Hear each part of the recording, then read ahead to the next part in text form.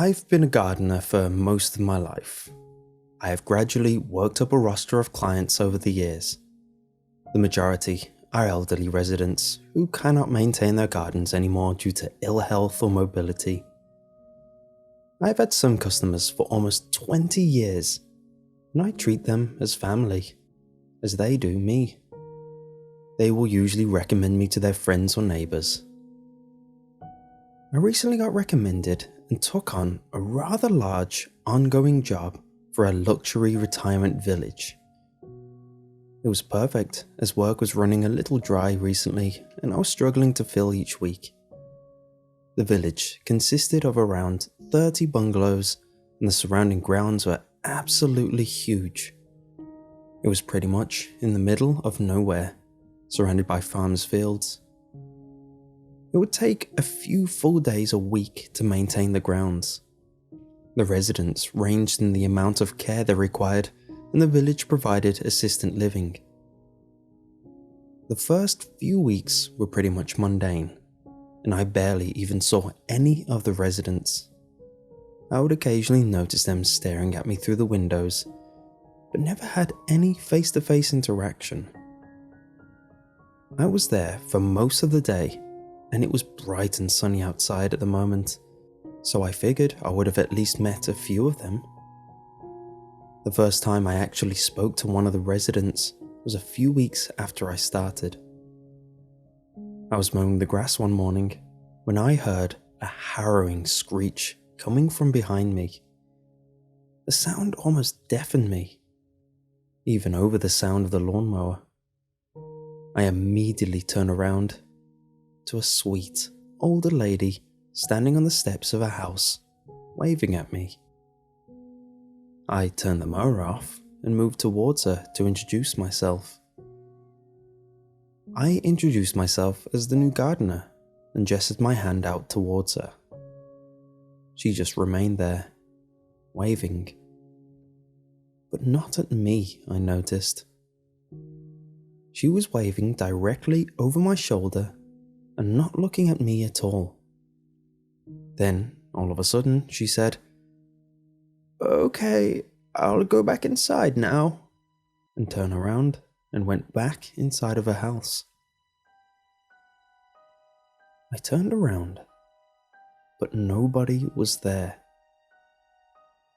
I have seen some strange behavior in my time, and this was definitely not the weirdest thing to happen to me. I brushed it off and continued my day. The following days went by as usual, with no contact with the residents other than the occasional peeping through the curtains at me. The next time I had any contact was the first time I met Jeffrey. He was an older, blind man who was the only one of the residents who would occasionally sit outside on his porch. He would just sit there, all alone. He would barely shift in his movement. I never bothered him, as I figured he did not want to be bothered. I was clipping some roses one day in a hanging flower pot at the side of his house, and I heard him speak. "I'm Jeffrey, and I have a secret," he said. I turned around and introduced myself. "I'm Jeffrey, and I have a secret," he said again as I got closer. I figured I would humor him and ask him what his secret was. "I can't tell you. It's a secret." I was a mixture of disturbed and confused at this point. The way he spoke was almost like that of a small child whispering some silly anecdote in my ear. I just wanted to get back to work, so I did. I began to cut the roses again before I heard him speak once more. "Okay, he said I can tell you." He paused before raising his voice in more of an adult tone. "He's behind you." "Who is behind me?" I said, while looking over my shoulder. No one was there, of course. "Okay, I'll go back inside now," he then said before walking back inside of his house. I was a little more disturbed this time. I decided to finish up at the retirement village so I could take a little break from that place.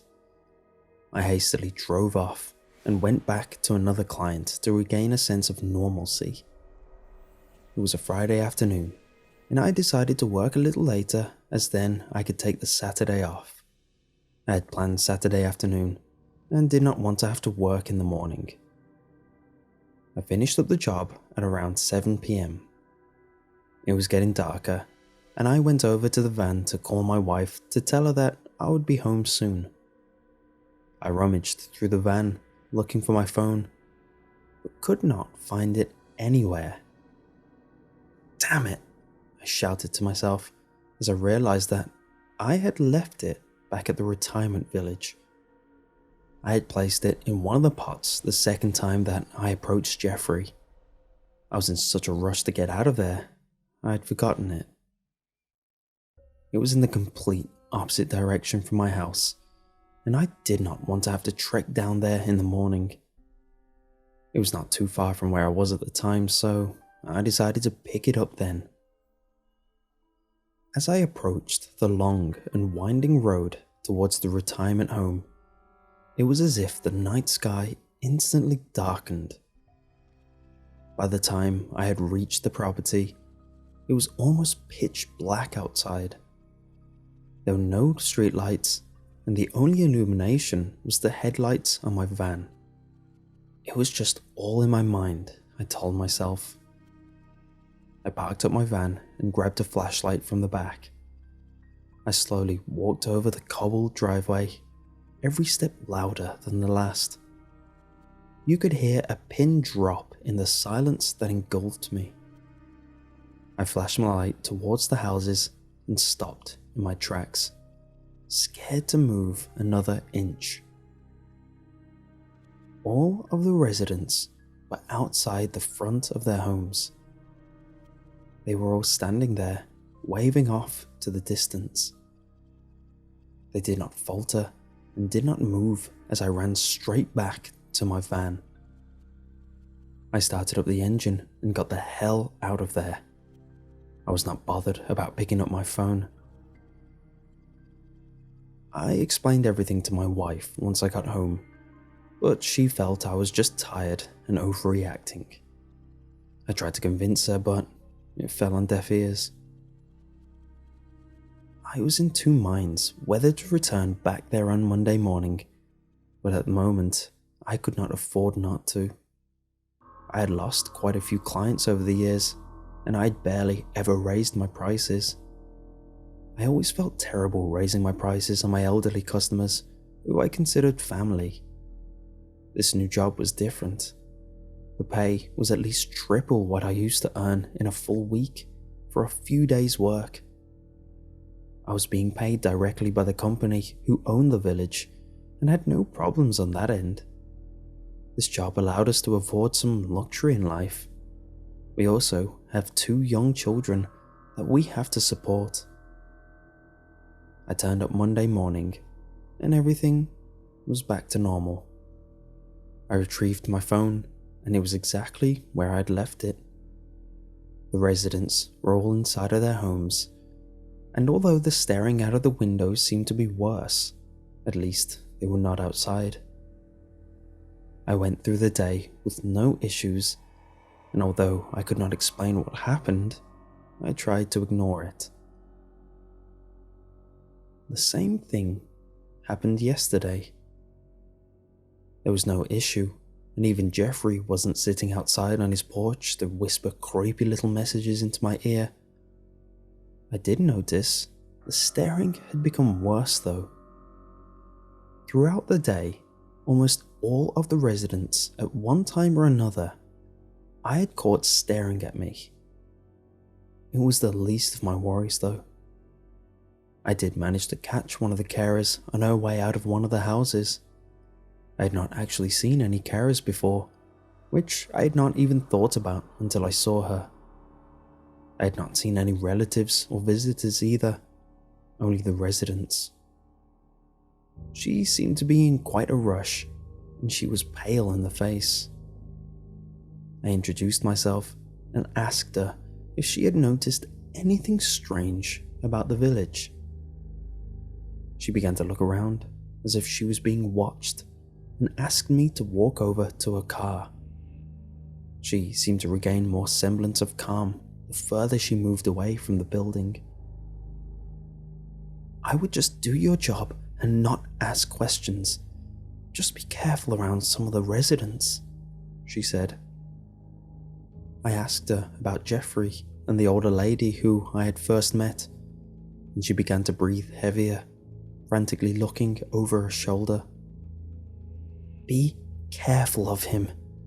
He's blind, but he sees things, not in a way you or I could understand. Oh God, I've said too much. This is my last day here. I recommend it is yours as well." I asked her what she meant, but she just shook her head and got in a car and drove off. I began to panic, but all I could think about was the money. I was about to book myself and my wife our first holiday in 5 years. I had to make this work. I would not get an opportunity like this again. I got there in the morning at my usual time, and everything seemed to be whatever I would call a normal day at this place. The residents would stare occasionally, and I would get the occasional wave, but that was fine by me. The afternoon hit, and I was weeding around the corner of Jeffrey's house. He was now sitting outside on his porch.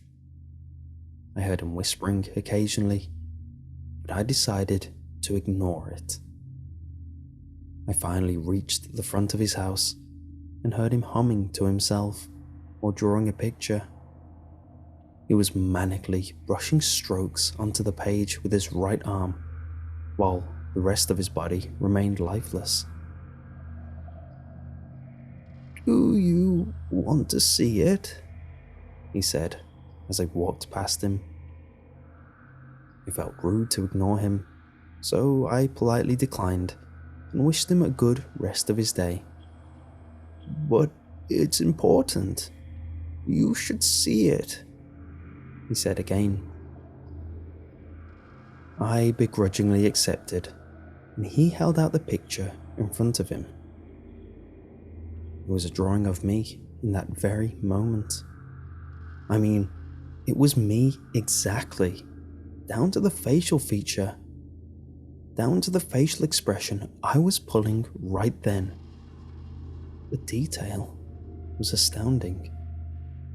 The shape of my eyes, the length and style of my hair, even the scar above my eye when I cut my head open when I was younger. The surroundings were also immaculate. It was black and white, but the flowers, the sky, everything was perfect. It looked more like a photo than a drawing. I looked closer at the drawing and noticed that just above my shoulder there was a black smudge. I could vaguely make out some features, but not much. It was over a foot taller than me, and on second inspection, looked to have the shape of a human. It was difficult to make out as the drawing was all black and white. "How did you do that? I thought you were... and what is that above my shoulder?" I asked. "That's him. He said I could show you him now." I slowly turned my head as Jeffrey began maniacally laughing in front of me. Then laughter began to bellow throughout the entire village. I spun the rest of my head around, but there was nothing behind me. I turned around and angrily grabbed my tools and exited the village. I could hear the sounds of laughter still as I drove away. I got home this evening and decided not to tell my wife what had happened. I immediately went to go and take a shower when she called out to me, "Hun? What's that black smudge all down the back of your shirt?"